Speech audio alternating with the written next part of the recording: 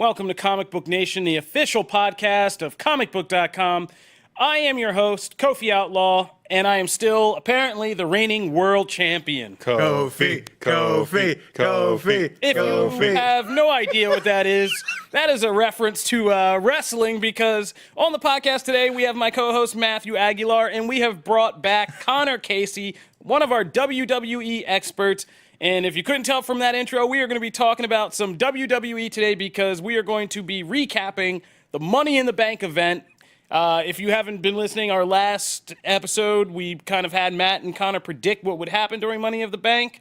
And now we're here to see if they still deserve jobs as experts or if they got things horribly wrong. So we'll be doing that trial at the end of the show. But we have other things to talk about today. Oh, man. That's great. Now I'm on the wrong page. See, we spent so much time setting up this bit. Not enough time. How is that our fault? How is that our fault? Anyway, getting the show back in order, we will be doing a little discussion about whether or not Avengers Endgame can actually topple Avatar from the top of the box office. We are going to talk about a little bit of the madness going on with this Game of Thrones Season 8 do-over petition. We're going to talk about Quentin Tarantino's head-baffling trailer for Once Upon a Time in Hollywood. And I will be reviewing the new comedy film, Booksmart. So, it's a lot to get to. We might as well get started. After that illustrious start, jumping right into it. If you haven't been living under a rock, you've probably heard that one of the lasting conversations to have right now about Avengers Endgame is how it's going to ultimately kind of perform at the box office. Endgame has come out. It has shattered records left and right and just been a high-speed train plowing through the list of highest grossing films of all times. And now it is at number 2 with only one challenger left to topple, and that is James Cameron's Avatar.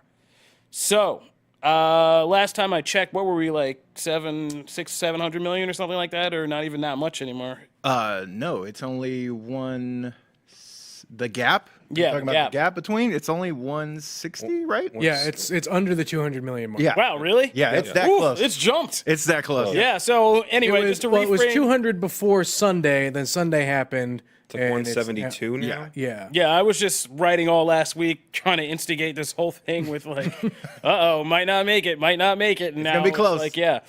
So we're talking about this because it's going to be really close. It was looking doubtful last week because the daily returns. I mean, it was basically, if you're not into box office metrics, sorry, but like in stats and measurements of box office, you have to kind of, it's almost like pacing. You look at the pace that a movie is making returns on the daily compared to say like Infinity War and other films or like Avatar. And it was just about something we've been discussing since Jim Viscardi brought it up here, which is whether Endgame would have the kind of staying power and the long legs to go the distance like Rocky and really make the run needed to topple Avatar. So it looked like things were slowing down some point last week, but there's been a kind of impressive rally cry. I mean, Marvel fans have really, it's become a thing. People who do not like Avatar that much and love Marvel are really motivated to kind of make this record happen.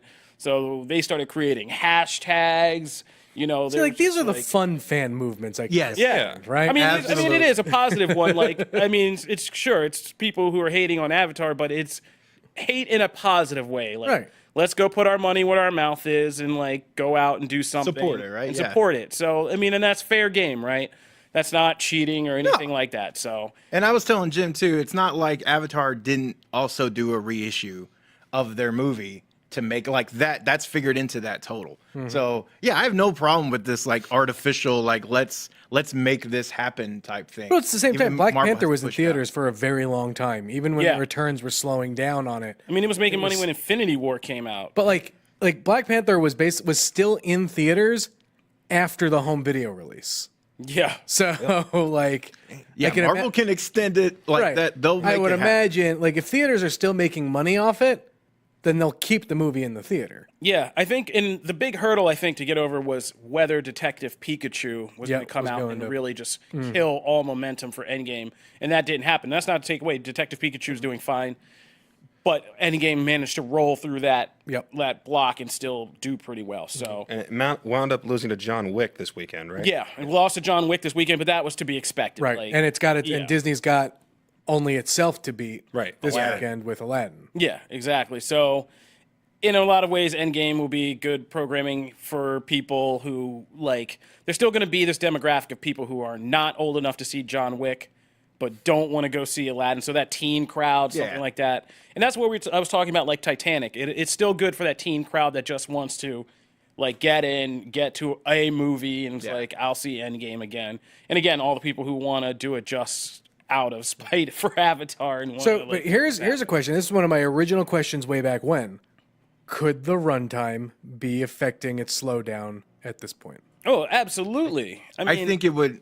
I don't know Yeah, if it would have already beaten, but it will like. You think I the gap feel would like be it a would lot be smaller? close. Yeah, that gap would be a lot closer if it was actually 2.5 hours or 2 hours. Yeah. If as it was able opposed to, to the if it was able to sneak in 1 or 2 more screenings. yeah. per I mean, theater, getting yeah. that 3 hours and doing it repeatedly is a big undertaking. So, I mean, obviously it would, but I mean, there's any number of things that Marvel could do. I still think they should pull out some dusted post-credit scene they have in a basement and just be like, we're re-releasing Avengers Endgame in theaters with a special update, like, or a special something at the end. I mean, if that's what it takes, Yeah. do it. You're this close. It could even be- Sony it could even be do like an something- extended little preview of. It could even be Far something like From that Home. they totally plan to intend on releasing on the Blu-ray, but they just attach it to the end of the movie. Yeah, exactly. People will go out and see Exactly, and that's like all you really need. Like, you need the barest, thinnest, half-rotted carrot to just. Like, I mean, I'm thinking about going to see it again. Me just too. because of this. I mean, I literally want to, but like Jim says, like I got kids and like committing 3 hours and being It was like, a long time. yeah, beating my wife like, could you just take care of these two for 3 hours because I can help the Marvel fans push this over the line? It's like not something that sells in a lot of houses. So like, yeah, getting that time is a lot. So If there's any kind of like alternate endings that they filmed, I'll be back in the theater for that, no question. yeah, I think me a lot too. of people would. Like, Even a if it lot of was people. deleted scenes. Right.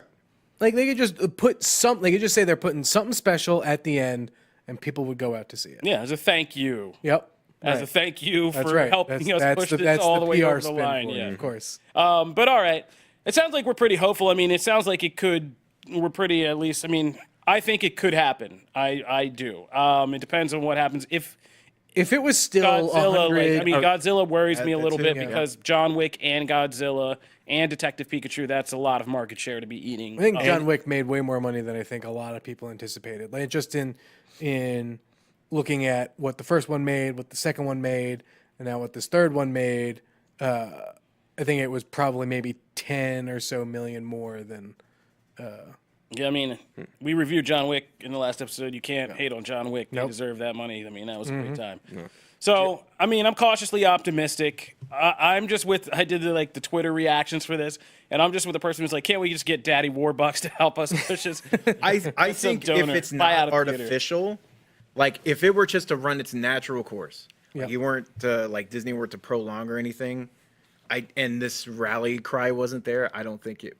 I feel like it might not be. Well, no, but you need But I think all of this that. stuff but is what factors into letting Right. you beat it and be fine. Does it have to happen this weekend since Godzilla is going to take a big chunk out of the worldwide box office? I mean, no, I mean it could do it need- quietly in the background. Right. Like, If I it mean, made another 10 to 20 million this weekend, I think it'll be fine as Yeah. it Oof, just really that gets low? the drips. Yeah. yeah, I mean, we It doesn't need to make a terrible amount. It's one of those things, though. It doesn't look in the grand. It hasn't scheme of even been things, out for a It doesn't month look yet. like it's that big, but 170 million when you're not pulling in those big early week numbers Yeah, but is a hurdle. You're talking to about clear. it has. We usually are so caught up in like the movie, first, second, third weekend kind of cycle that we forget that like there is. I mean, this is like one of those kind of coastal versus Main Street type things in the sense that we forget there is like a whole sector of the population that doesn't mess with like new movies. Yep. It's And, true. like the things that happen, we stop counting the slow drips after a certain point because our attention gets refocused. But yeah, these things keep dripping in the background, and eventually you just get a report that somebody says like, "Oh, we crossed the line today," or "We're about to cross the line," and like. I mean, and it can still happen. Venom was kind of the same way. I mean, it was Yeah, that not stuck necessarily around forever. domestically, but it stuck around for a very long time. Well, and Captain Marvel was the same way too, as far as hitting 1 billion. Yeah, It yeah. took We didn't expect weeks. that, and then all of a Always sudden it banging was that just like, Captain "Oh, Marvel we're at drum. 1 billion," and it's like everybody had half forgotten about it, like in the main conversation. But here we are. But then it just So incrementally. I'm gonna be cautiously optimistic just because I want to see Marvel take it, and that's I think where I'm gonna leave it. Yeah, we got to keep moving because we got a lot to talk about. So let's move on. Game of Thrones.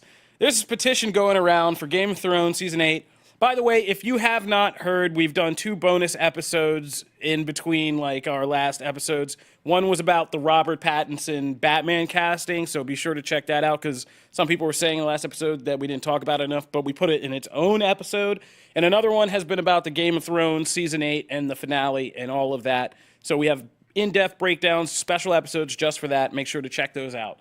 But out of that Game of Thrones discussion, there's this petition that's reached 1.4 million signatures already for season 8 to get a do-over. And the reason I'm only bringing this up is because I think it marks a point where we've reached like peak toxic fandom, where people are like now honestly entertaining the idea that HBO, if enough people complain, that HBO is going to go back and remake Game of Thrones season 8. I think that's not necessarily the point of that petition. I think, if anything, the takeaway from the petition is that there's 1.4 million people who are that upset at the way season 8 has gone that they just want their voice heard, that like they invested X amount of time. And you have a lot of faith in the internet. I think a good portion of those people actually think that they could pressure some HBO into remaking season 8. It's probably a mix. It's probably a mix. Yes. Yeah. These are probably a lot of the same people that thought we could remake Star Wars 8. Yeah.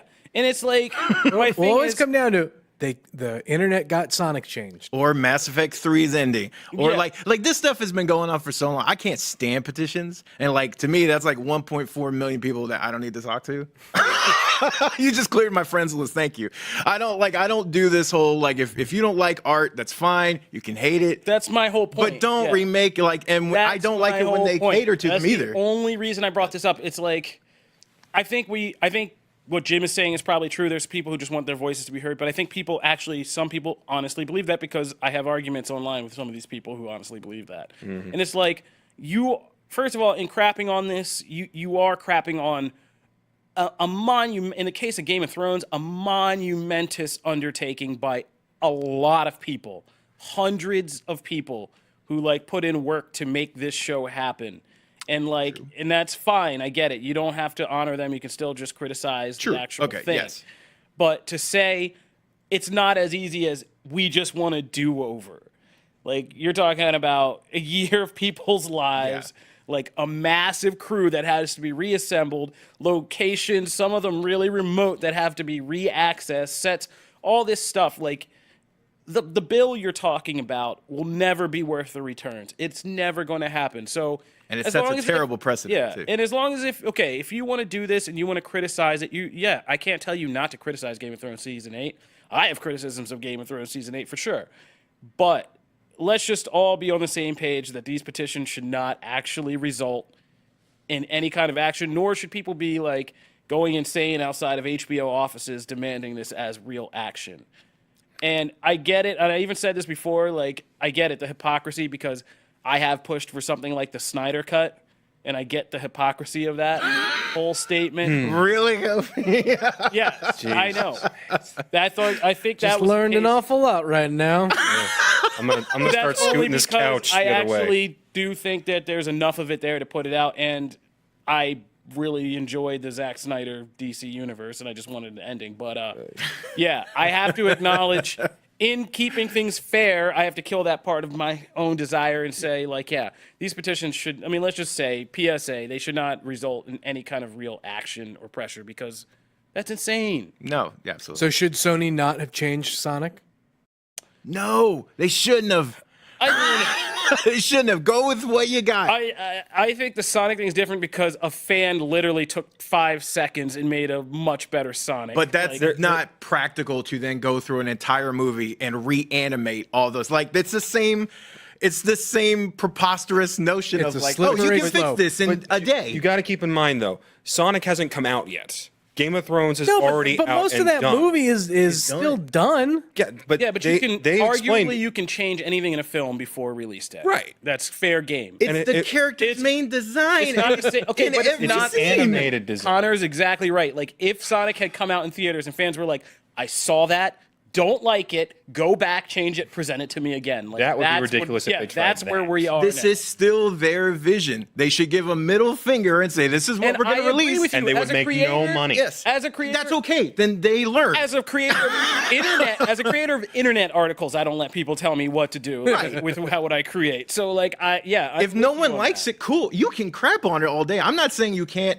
negatively have negative feelings towards them. That's perfectly but I valid. can't add that to testicular/ovarian fortitude to the creators. They have to resist on their own. Like, Really great sense. like that, they have to resist on their own. Like, I'm not gonna sit here and say if you are the Sonic guy who made Sonic and you caved, you caved. Yes, you that's cave. on you. Don't go back and do that. Release it Yeah. and let it be done. And it's not gonna cost Sonic an ungodly amount of money to fix that design. Gonna be a lot. It's a lot of Compared money. to what It's gonna Game be of more Thrones than would it's have worth. to blow, That juice It's is a not lot gonna of be money. worth It's going to be a was lot it, of money, 20 million and an it's money episode? they're not going to make. Yeah, they're they never weren't going to getting- make it with the current movie, even though I'm not as That hating money's on never coming back. Yeah, right? They're trying to save face. Those at this point. programmers are probably never seeing a bonus. Yeah.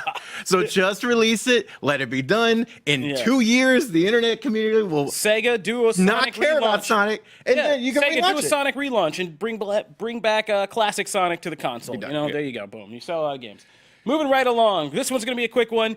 We had some number 4 announcements that I thought we should quickly go over because we didn't talk about. Rick and Morty is coming back for season 4 in November, which I am so psyched about. I was a latecomer. I came in at season 3, which was arguably my favorite season still. So, yeah, that was a good time. And then I got obsessed with the show for a long time, like for a stretch there. So I'm really excited to hear to see this one coming back in. They've even offered Kanye West his own entire episode of a Rick and Morty episode. 2 toxic fandoms coming Wasn't there, together like- as one. Wasn't there a giant? There was a giant gap between 2 and 3. Wasn't Oh, Yes, yeah. there was. This one's actually Huge bigger gap. though. Yeah. I checked the date. This- That one was. this This gap will one's be bigger? This one's just short of 2 years. Yeah, there was a big gap. Yeah, and they did the thing where they launched season 3 on April Fool's Day, and then it was like September before August before the rest of it came out. So, yeah, I mean that's Rick and Morty, but now they got the money, so now they got 70 episodes, presumably 7 seasons, 10 episodes a season, so they should be rolling now. I still don't buy that story. I feel like that was a fake story they put out to be like, yeah, 70 more episodes, Rick and Morty. It's Just like, to instill nah, confidence? This might end after Like the just to season. instill confidence that it's not going to be as bad. Like what was at the end of the first season? Rick's rambling like 11 more seasons, Rick and Morty, forever and ever. Yeah, I was like, just judging by the amount of money that show makes just from licensing alone, like it. It has a whole section. What about lunch. what McDonald's condiment does this drive a frenzy this God. time? Oh god. I mean, if Brandon Davis is lucky, it'll be like some Chick-fil-A sauce or something like that. Who knows? But all right, that's Rick and Morty 4. We are psyched for that to come back, so we will be having some Rick and Morty discussions when that comes back for sure. The other one is John Wick has already gotten number 4, chapter 4. John What a Wick keeps making cool that way to money. announce it too. What's that? It was a cool way that they announced it.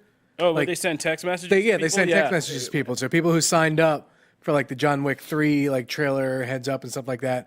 Anyone who was on that list got the announcement that John Wick 4 was coming. And they use a line from the movie. Something. You will serve. You will be of service. Yeah, and they sent it to people to announce it. So John Wick 4 already has a release date. It's coming in 2021. And May 21st, 2021. So John Wick will be back in just 2 years. Well, Keanu's still able-bodied, I'm sure. And I'm looking forward to that because if you want to hear my whole John Wick review, you can listen to the last episode. But part 3 was great. The action's just getting crazier. And I like that John Wick's getting to that Fast and Furious point where it's like not bound by reality anymore. And like John Things Wick's just have fun. becoming Superman. Yeah. It's going to be riding a Yeah. torpedo soon. Yeah, exactly. I mean, John Wick will be, and he'll be like, shoot the torpedo in the head somehow. He's gonna like blow up the moon next. I mean, but you got to be careful with that analogy though, because Fast 4 was easily the worst one of the entire franchise. No, Tokyo Drift, man. Come on. No. Too fast, too furious. All right, How is okay. that not? All right, Yeah, fine. that's the That's easiest fine. answer Too Fast in and the world. Furious at the bottom, but then 4 is at the terrible. second. Fast and Furious wasn't that bad. It was the thing that actually got us back into the series. Like, that's when the series, like, everybody started getting back into it. They brought back the original cast, and they were like, all right, like, let's do a real movie, and then they made Fast 5. So do we get Dwayne The Rock Johnson and John Wick 5? That'd be Sick. We already have Kevin Nash in I'd the actually series. like to see You know they're Batista. talking about it. I'd like to see Batista. Batista'd be amazing. Yeah, that'd be great. John Wick 5. But, All of that. yeah, so I'm psyched about that. Love John Wick. Let's keep it going. All right, moving on. Let's talk some Quentin Tarantino.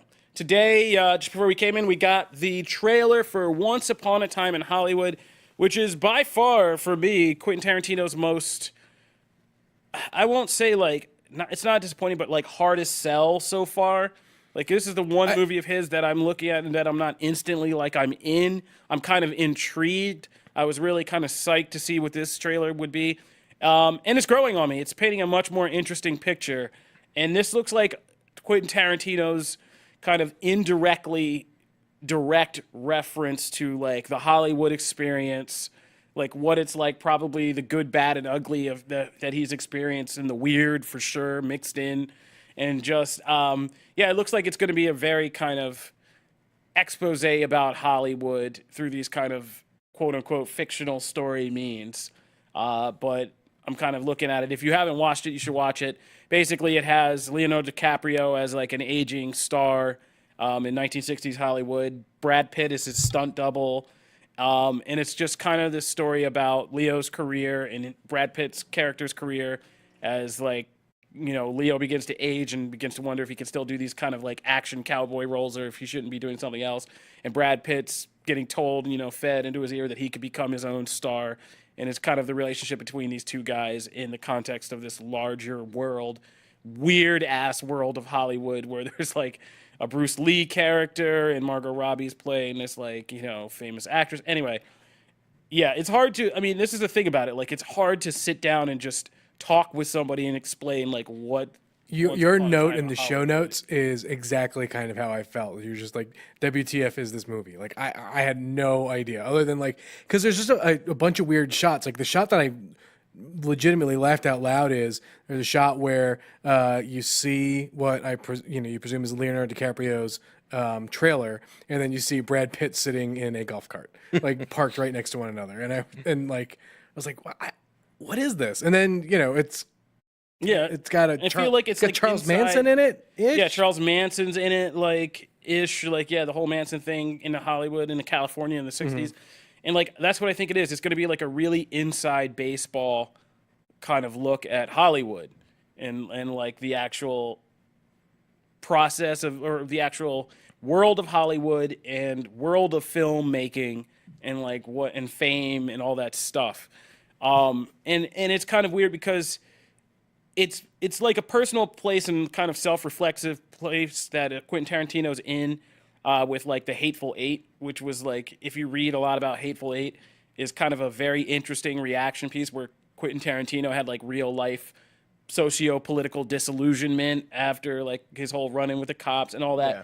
And it kind of broke him in the sense of like he had made like Inglourious Bastards and Django Unchained, which were these kind of idealized reimaginings of like violence. To make 10 movies and then be done. That's why he's been counting them like this. You notice in the trailer, he says the 9th film by Quentin Tarantino. He's numbering these things off because after 10, he wants to stop. But personally, Tarantino's one of my favorite directors ever. Okay. So just looking at this cast alone, I am just salivating at the idea of this movie. You've got DiCaprio from Django. You've got Kurt Russell from Hateful Eight. You got Brad Pitt from Inglourious Bastards. You've got this time period that he clearly adores in this era of Hollywood here in the 60s. And, he showed his love of the 70s with some of his more grimier stuff with things like Death Proof, things like Kill Bill. But if you take a closer look at a lot of his movies, they tend to be about film. Yeah. Look back at Inglourious Bastards. He literally kills Hitler inside of a movie theater. It's all about how Nazi Germany used to use propaganda films and how they used it as a physical weapon. So he turned around and made the movie a weapon against Hitler. You have all these different reimaginings of things like kung fu movies, old westerns, war films, crime films. Like this feels right in line with a lot of those ideas that he's presented in the past.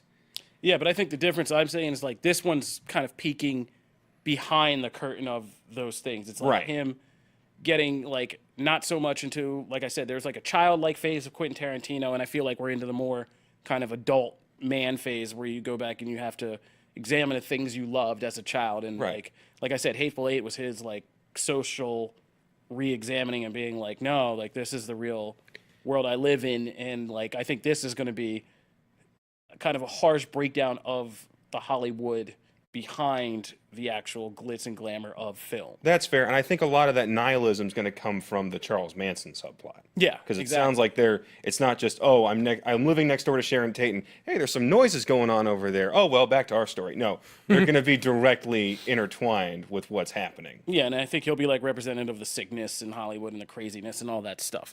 So yeah, I mean, this is going to be one. It sounds like we'll be talking about. I guess we'll have to have Connor back for our Once Upon a Time in Hollywood review. Darn right. Sounds like he's got thoughts. I have lots of thoughts. All right, so we're going to take a break, but when we come back, I'm going to give you a breakdown of a new teen comedy movie that I think is worth noting, and Connor and Matt are going to talk some wrestling with you.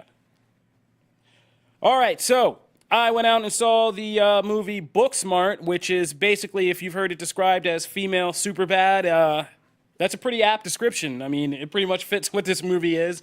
It's notable because it's the directorial debut of Olivia Wilde, beauty icon, sex symbol, actress, person we've adored since the OC. I don't know. My favorite part of House. House, yeah, she was on House, yeah. Man, I go all the way back to like, what was that show called? Skin. It was like about it was like some crusading Congress. It was like a Romeo and Juliet story that Fox. It was one of Fox's many canceled series. But like a pornographer's daughter like falls in love with like a crusading congressman's son. And like it was like her remember debut. that. Yeah. Yeah. No, I don't remember that. Sure. That was a show. There was a man. period of time in those early 2000s where Fox was just putting Yo, Yeah, they're pushing them out. You stuff. greenlit that, but you canceled Firefly. What the hell? Yeah, no, I mean, they were all getting kind of canceled at the same time. But anyway, Olivia Wilde's debut. I mean, this movie, if you've heard things about it, like, I mean, the commercials are starting to show that it's like, 100% on Rotten Tomatoes and all that stuff. So I thought I'd check it out just to see if this is going to be, one of these new kind of underdog teen comedies that kind of breaks. And I got to say, in the case of Booksmart, it would deserve to break. This was just pleasantly surprising. One of the funnier kind of teen coming-of-age comedies I've seen since Superbad. And very different with like a female perspective, two female protagonists and a female director. But not different in like an on-the-nose or bashing you over the head way of, oh, we're female and this is a female story. Not at all. It's just that perspective. It's very immersive. And Olivia Wilde proves to be a really good director. Like, she's really great about creating this kind of world where by the end of this film, you actually feel like you know this high school, you know this class, and you know all the kids in it in like and not a Breakfast Club generic way. Like, oh, he's like this kid and this is the stoner kid and this. No, they're all kind of unique and it's kind of a funny thing. So what it's about is these two girls who are kind of the class nerds. One's kind of making her debut. Her name is Caitlin Deaver. The other is Benny Fettelstein, who made her breakout role was in Neighbors. She was the crazy kind of girl who went through like Seth Rogen's windshield. Yeah. She's like, Capanu, bitch, I'm on painkillers. Like, and she's running down the street and stuff. So it's that girl, and she's also, if you watch What We Do in the Shadows right now, she has an arc on that where she's like a young fledgling vampire. But basically, she's the class president, like the do-gooder, and her best friend, who is like a young girl who's kind of just finding herself as an LGBTQ kind of coming out of the closet, but never really been with a girl. And it's a story about, it's kind of your Superbad setup. Like, they've gotten to the end of the year, and their school is, like, so progressive about, like, not making kids feel bad. So they don't tell each other, like, where you're not allowed to announce where you go to college. Oh, jeez. And so, yeah, basically the whole key is, like, so this girl, her name's Molly, the class president, has been, like, her and her friend have done nothing but, like, study, be good kids. They get into Yale, now they're kind of feeling themselves. But this confrontation at school on the last day kind of makes Molly, these other kids, break it to her that, like, yo, you know, like, we're all going to good schools. Like I'm going to Stanford, I'm going to Yale, and, like, the people she thought are, like, had labeled, like, the slut in class or the stoners, they're all going to good schools and have all this other stuff going on. And so these two girls have a breakdown and realize, like, we've done nothing, so we have to have we have to go to a party. And so that's the setup for them having this crazy night where they're trying to get to this party. And it's your basic teen comedy setup, but like I said, it's just really well plotted. All the setups and sequences and stuff are, like, laugh out loud funny. The cast and the characters that Olivia Wilde kind of creates are just hilarious and, like, really good kind of reflections of modern high school kids and, like, all their kind of complexity in this time and place in the world. And, like, yeah, just a lot of great young actors, and the comedy is just really on point. And our theater was literally laughing out loud throughout most of this movie, and I was too. And I seriously recommend you just go and check this out. I'm not going to tell you anything, like, I mean, it sucks to try to tell you, like, specific gags and stuff like that, but yeah, and they deal with, like, everything in just good raunch comedy, like, with female characters, female director, female writers, proving once again, that changing or giving this chance to a point of view from the opposite gender doesn't make, like, a raunch high school comedy any less powerful or potent or able. So great example of it. Check out Booksmart if you're looking through something. I think it's kind of flying under the radar, but, like, if you want to see kind of the next Superbad, check this one out. I'm happy for Deaver too, because she's Eve on Last Man Standing, and she's great on that show. So now to actually see her, like, be able to, like, have different parts and stuff, this should be great for her. Yeah, I mean, so yeah, check that one out. All right, that's my spiel. I'll give you guys the rest of this time. You tell us, and make sure you keep it honest 100 with the people. Oh God. The champion demands it. See what we do? Kofi. If you actually got any of this prediction stuff right, Kofi, and how right. Your title's upside down. Oh. I didn't want to say anything, but you kept waving it. Love it. Good. Only a portion of the audience will see this on video. For the audio portion, you guys are safe. That was amazing. Okay. Good timing on that one. Well, Matt, so we had Money in the Bank this past Sunday in Hartford, Connecticut. Yes. Overall, I'd say it was a pretty good show with one pretty flat ending. Would you agree? Yes, I would agree. I would go above flat and just say that was a WTF. Why would you do this ending? But yeah, no, absolutely. So I'm guessing you weren't a fan of Brock Lesnar winning. No. But I'm conflicted because I see it as I was reading a bunch of responses, and a lot of them are typically like, like, oh my God, writing's lazy, whatever. But then I read someone else's, and it was actually a superstar. And I can't remember whose feed it was now, but it was something along the lines of, people get mad when you surprise them. Mm-hmm. No one saw that coming. No one was going to see that coming. So you shock them and then are like, well, why didn't you give us what you want? And they would be just as mad if it was something else because it didn't have the shock value and they didn't get the thing. And there is a part of that. That's real. Like, it wasn't what I wanted, but that doesn't necessarily mean it's any less effective. That's why I tweeted, like, the ending was good, or the ending was memorable. You'll remember that the rest of this year, right? I don't know if it was good, but it was memorable. My counter argument to that would be, this is twice now in the last year where we thought we were finally out of the woods with Brock. We were done with these long title reigns where he doesn't show up on TV very often. He rarely defends the title on pay-per-view, and the rest of the roster is left to suffer as a result. Yes. And when Seth won at WrestleMania, it was just like when Roman won at SummerSlam. We thought, okay, fine. We get to move forward with the roster and with this championship that you guys keep claiming is the more important of the two world titles, even though I'm way more interested in what's happening on the other show. Yeah, absolutely. And not even in 6 weeks. We went 6 weeks this time. Last time it was a month. Yeah. 6 weeks, and we're right back to Brock Lesnar. So it's getting longer. Because the WWE It's has run out of stars. Right, and they're afraid. Here's a number that might scare you. Yes, Whoa, WWE has run out of stars. Do you Run out of stars? Yes. That's another argument, but Yes. think of it this way. Remember the reign of terror Triple H had from 2003 to 2005, give or take? I did the math. Brock Lesnar has been champion for more days than Triple H was in those 4 reigns. This is a new reign of terror that we've been stuck in. And people are sick of it. People are wanting something new. That's where a lot of this backlash is coming from. Not necessarily that, oh, we have no stars, so here comes the only one that we have, who made his name more outside of the ring than he did in it. Agreed. And I'm not even saying, like, when I came from that, I'm conflicted on it. I don't, because I can see both sides of that. Because as someone who just wanted Seth to beat him, just to be done with it, and then we move forward, I'm in that camp. But here's the thing, though. Seth can still beat him. Right. I think it's going to be just as likely that instead of a surprise cash-in, Brock just comes out next week, says, hey, I'm booked for Saudi Arabia, and I don't have a match, so I'm going to use this against Seth. And we get a rematch, and Seth retains, and this whole thing's done. But that also brought up, and I know saw if that they- I reaction don't know a if bunch Brock too. Lesnar lose in Saudi Arabia. That would make the Saudis unhappy. I saw that reaction too of like, okay, and we'll get to the other Money in the Bank winner because that was done brilliantly, in my opinion, from as a moment.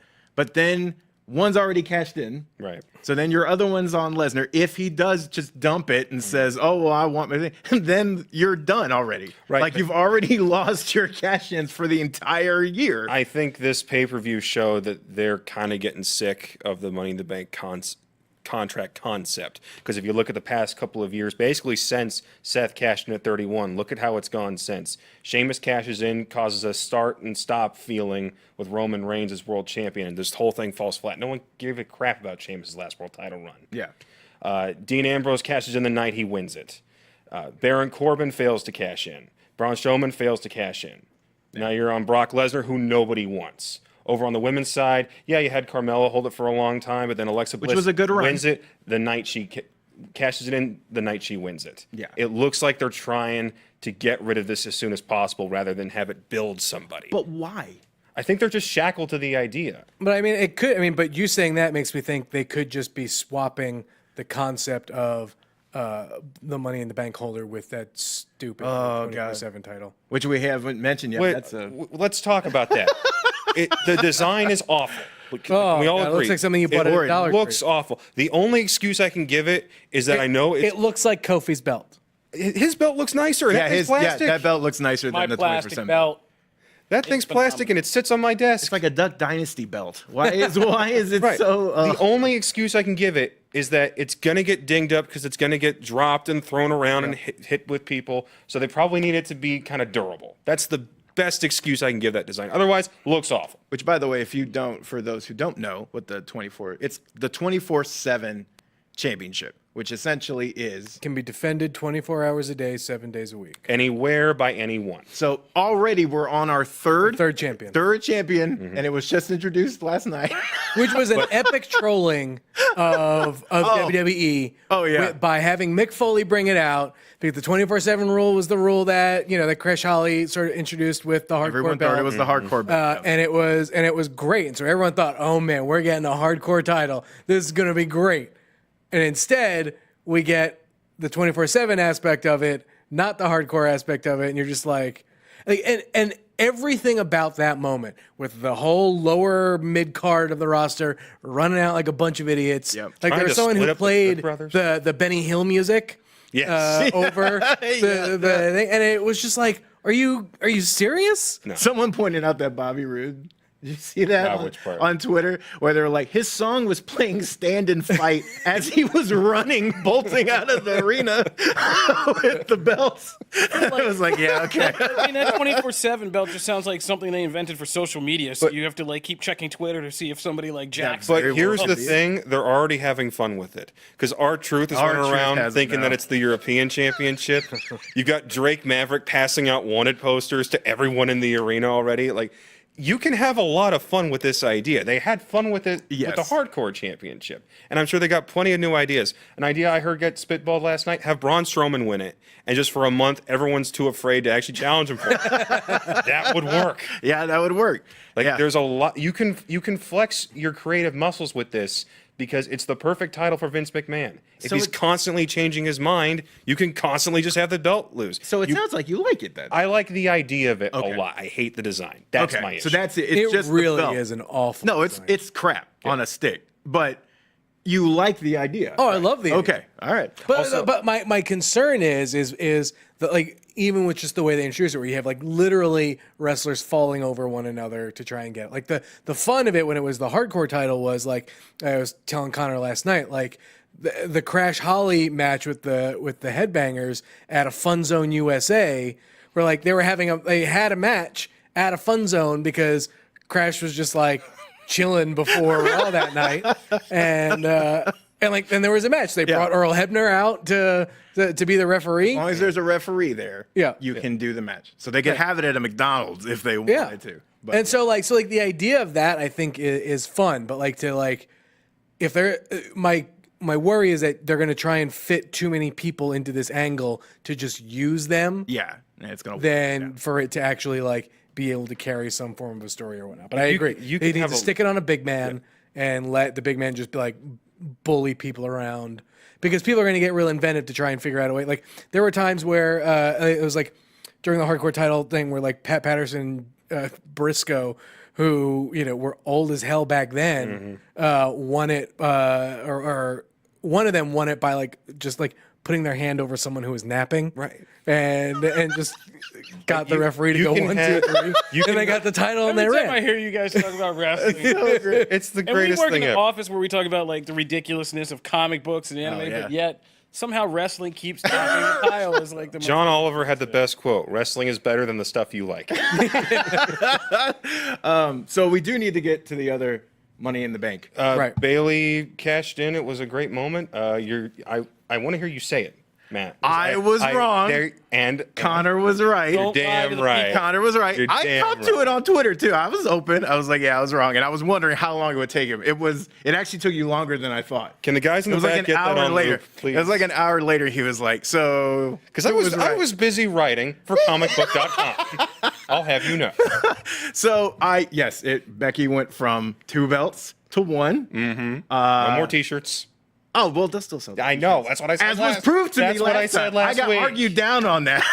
I said it last week. They were going to So- keep selling them. You were like, "Oh no, they're miss it on merchandise." I thought they would get more out of it. I thought she would last another pay-per-view with that. But at the same time, I can only be so mad because I'm bummed as a Lynch fan, but I loved how they played it out, and it's nice to see Bailey's another star that's been underutilized as far as storylines and all this other stuff, and they took a burning. Yeah, but I hot don't thing. want Bailey to like all of a sudden get an edge and No. basically be Becky light. I honestly think this moment of her like reconciling, like, do I cash in now? She's down. That was honestly, I think, as much of a turn as you're gonna get. Like, I think you're gonna see her toy with that stuff, but it's never. I don't think, at least not yet. It's not. We're not looking at to add her to make her another. So win. Becky Two Belts is back down to being just the man. Exactly. Even though she had a great and they're doing what I told you they were going to do last week. Instead of it just being all about Becky Lynch, now you've got 2 programs people want to talk about: Yes. Bailey and Charlotte,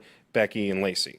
Yes. Like now you've No, I got agree. stuff to fill the. I thought it was a great idea. It worked out really well. I was bummed, but it worked out really well. I actually think her match with Lacey was actually much better than I was expecting it to be. I'm not the biggest Lacey Evans person, but like it actually turned out to be pretty fun. I'm gonna admit something to you guys. Oh no. Finn Balor Oh god. put on a clinic Oh God! Oh my god. during the Money in the Bank. Yes, he did. took- I already told you he my took favorite some. moment. He took Yes, some you did. bumps. Bounce. Yeah, he took some He bumps. took Like some there is hard a GIF that I think maybe put out on Twitter where he took a for all intents and purposes a power bomb onto a ladder and bounced off that thing like a basketball. Like it was hot. just And then he took a shoulder shot. yeah. And then he took another like Took a back But like, shot on but like that all folded of that ladder. stuff, like that's all the stuff that makes Finn as an entertainer entertaining. Yeah. But like he doesn't. But outside of like a Money in the Bank type ladder match event, you get none of that. None of that. No, a lot of that person. And so in the Money in the Bank match, Finn Balor, great. Yes. Will he be that? And I have zero faith he will continue to do anything like that. What a lot of people said about a lot of those superstars. I'm saying the talent's there. It's the talent, his skill in the ring is there. All he needs is the right storyline and the right personality. I'm sticking by it. And these matches are proof that like it's there. He just has to have a personality to match. And like I said, a lot of these superstars have great personalities. Big E languished on this roster forever. And they didn't know what to do with him. And now the New Day is the biggest thing since sliced bread, right? Like these wrestlers have personalities they don't show all the time. Look no further than Kofi, for example. God, you're darn right. Yes, so anyway, that's my spiel on that. But yes, I was wrong. Connor was right. That is all right. Is that it? Is that it? Or guys what? have- We can, I was going to say, best match of the night, yes, we of did course. agree. Or, sorry, we did not agree. We predicted best match of the night. What was yours? Mine was AJ Styles versus Seth Rollins. Okay. What was yours? Jim, why are you shaking your head? You didn't like it? It was boring. What did you not like about it? The stomp transition Coming out. into the Styles Clash Coming out. was one of the best counters I've seen all year. Sure, but to me, that's just like things like that now have kind of felt like they've lost, excitement because of Randy Orton with his RKOs out of nowhere. And so, like, Don't blame Randall. the finisher, like the finisher out of nowhere, the finisher reversal, like whatnot, like, all right. Oh, I think I predicted, because I went a different route because I was trying to avoid that, and they put on a clinic. That was a great match. I thought it was a great match. I predicted Kofi and Kevin Owens would be the match of the night. I didn't come away with that as high as I come away with Kofi and Daniel Bryan's. However, it was still a good match. I actually thought the men's Money in the Bank was fantastic. I thought Up until that the was last like 20 seconds. Yeah, Lesnar thing aside, up until that point, Considering there were a lot of new faces in that Ali match. had a great showing. in Yeah, that. there were like it was a great mix of folks in there. I think it needed maybe one more like bigger guy. Yeah. In it, because they centered a lot on McIntyre and having to take a lot of that. right? the Yeah, brunt of that. he was. Yeah, I mean, he was the biggest one in there. But like, you needed someone like a Kane or a and like that type. Randy's probably spent 90% of the match out of the ring. Just Yeah, I know. I'm either going to slam somebody He or was just like, chill. yeah, he's like, I've been doing this for 10 years. And they did play that up in the commentary, which I liked, of like, he's a veteran. He's just waiting for his spots. I'm like, he's chilling on the outside of the ring, not doing anything.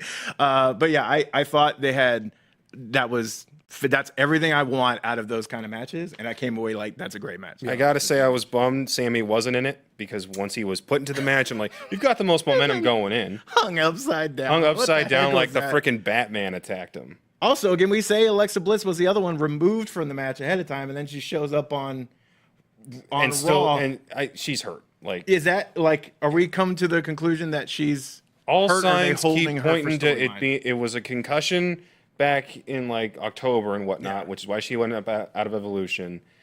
I think it was just another one that got her out this time. Okay, because I was like, she wrestled the night after WrestleMania. So yeah. Anyway, so that was my thing, but that was my match of the night. Fantastic. All right, so sounds like that'll do it for our WWE Money in the Bank recap.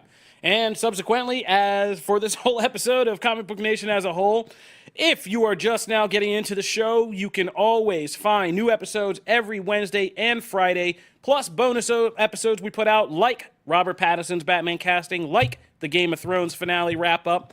Otherwise, like I said, new episodes every Wednesday and Friday, and in those episodes, you can subscribe to our RSS feed to regularly get updates about the show, or you can subscribe on your favorite platform. We are on iTunes, Spotify, Stitcher, iHeartRadio, Google Playlist, Google Podcast, and you can say play Comic Book Nation podcast to any Amazon Alexa device, and it will queue us up. If you want to discuss anything with us from the show, you can find us on social media at the hashtag Comic Book Nation, or you can find me at Kofi Outlaw. At Matt Aguilar CB. At Connor Casey _CB. At Jim Viscardi. Yep, and at Jim Viscardi over there.